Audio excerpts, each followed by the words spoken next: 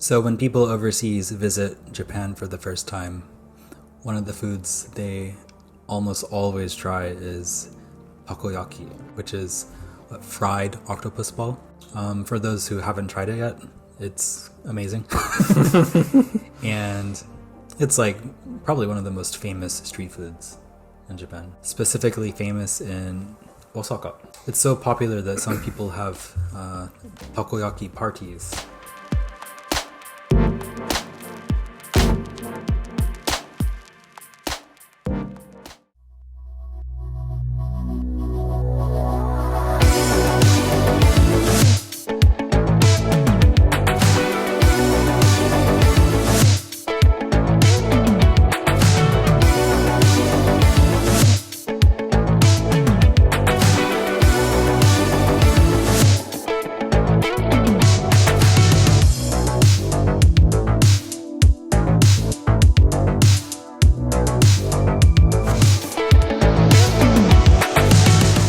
It's really easy to make. You just buy this cast iron tray thing. You buy like a special takoyaki grill, so it already has the holes in it. The good thing is you can kind of customize it as well. So I've made cheese takoyaki. Many is the night I dream of cheese. Kimchi takoyaki. Right, yeah, me too. So for those who don't really have a clear image of what this would look like, you just put like a little piece of octopus in there, like a little fraction of a tentacle. And it's not a golf ball sized piece of octopus. Right. And there's not really much flavor to it, but it adds a lot of texture. Usually it comes coated in a sauce, which is kind of similar to okonomiyaki sauce. Yeah. Or yakisoba sauce. Sometimes mayonnaise, sometimes nori seaweed is added to the top. And in Akashi, which is where the bridge connecting Hyogo Prefecture, Osaka, Kobe area to this island, Shikoku. There they actually serve it just in a dashi broth. Really? Yeah, they put it in a clear soup. They don't add sauce or anything. Interesting. Yeah, sometimes you'll find in Japan, you'll have the same food prepared in various ways depending on what region you're in. I have a suspicion that they just do it to be different. I thought you said there wasn't anything wrong with being different. I didn't even know about that version until I've been in Japan 5 years. So in a lot of cases, you'll find little takoyaki stands, on the side of the road.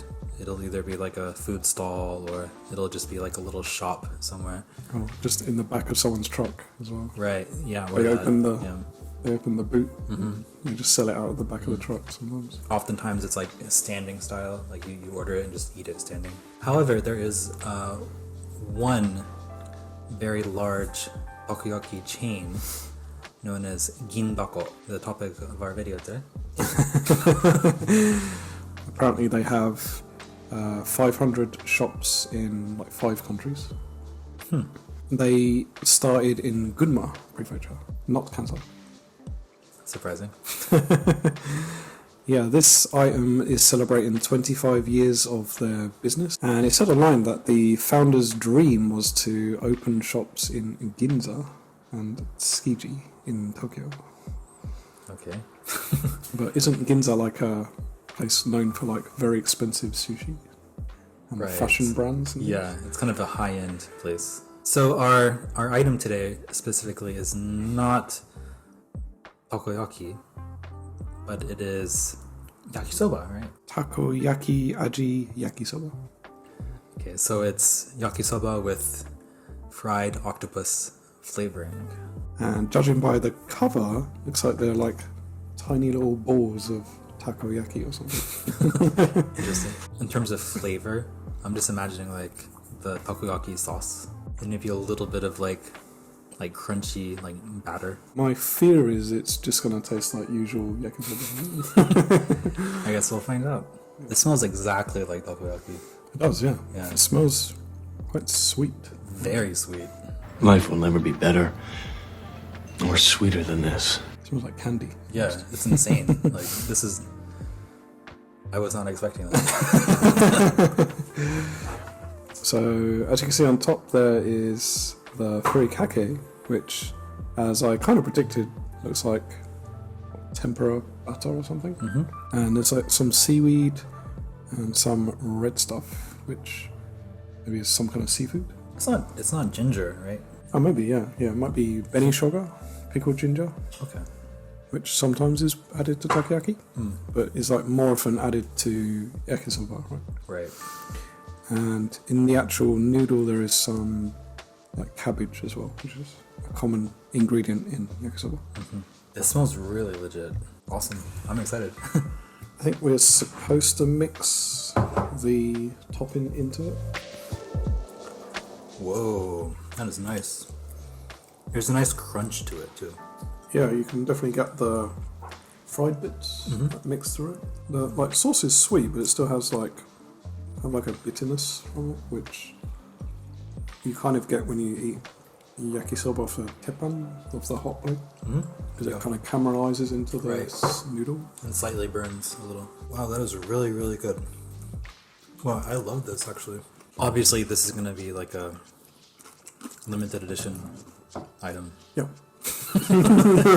Everything good in Japan is limited edition. I think this would probably sell as a permanent item, no problem, if they wanted to do that. I think so too. I was reading a thread on Reddit where someone was like really upset that their like favorite food items are always discontinued because they're like limited edition. I am not yelling, I'm upset! And how they're just gonna stop trying like those limited edition things altogether because they don't want to like get let down. And then someone's response to that was, well, at least you got to like enjoy it and have that experience in your life. So it's like, I don't know where I fall Sure. in there, but like when you find something you really love and it's like it's just gone forever. I feel like that kind of sentence, you got to have that experience in your life, should be reserved for like more bold things than having like a temporary yakisoba or something. Right. Yeah. Okay, let's go. Yeah. 9 for me. 9? It was fantastic. I loved that. 8 or 9.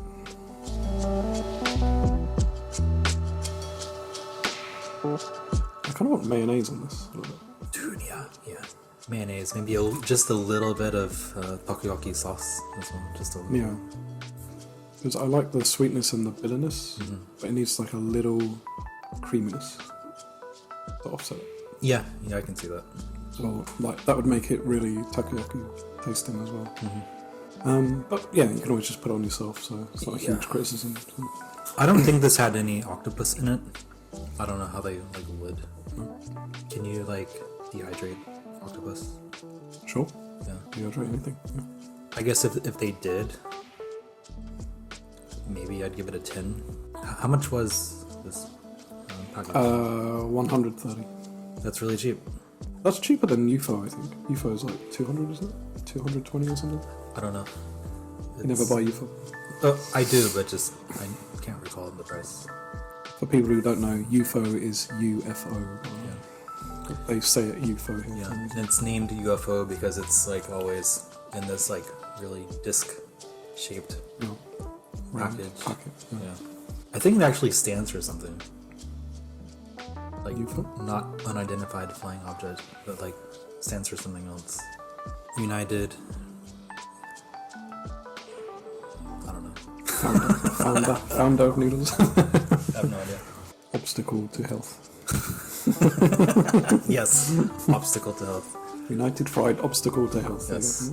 If you like yakisoba or takoyaki, please let us know if you've had it. And also, is there anywhere selling it where you live? Because I feel like takoyaki is kind of going overseas a little bit. Yakisoba too. I kind of feel like most people like into Japanese food or like into Japan in general probably know what yakisoba, not yakisoba, takoyaki is. So I kind of wonder, like, yeah, can you find it in America? I don't know. I know izakayas are starting to like pop up in America. That's like a trendy thing. Izakaya. Really? Yeah. I didn't know that. Yeah. That's crazy. Yeah, I've seen on some other YouTubers going to like izakayas in California New York places. That like is insane. I'm sure some of them sell takoyaki or yakisoba Yeah.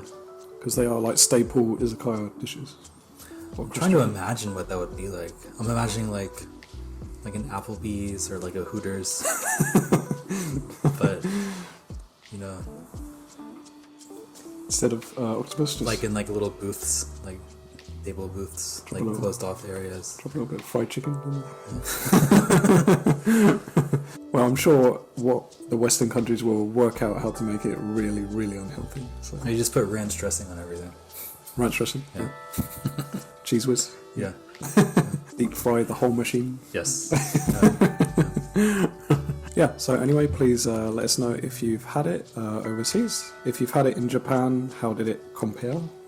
I kind of be interested to know, is it like authentic overseas? Does it taste like it does in Japan? If you enjoyed this video, please give us a like and consider subscribing. Also, don't forget to hit the bell notification icon so you don't miss out on our new releases. And see you next time.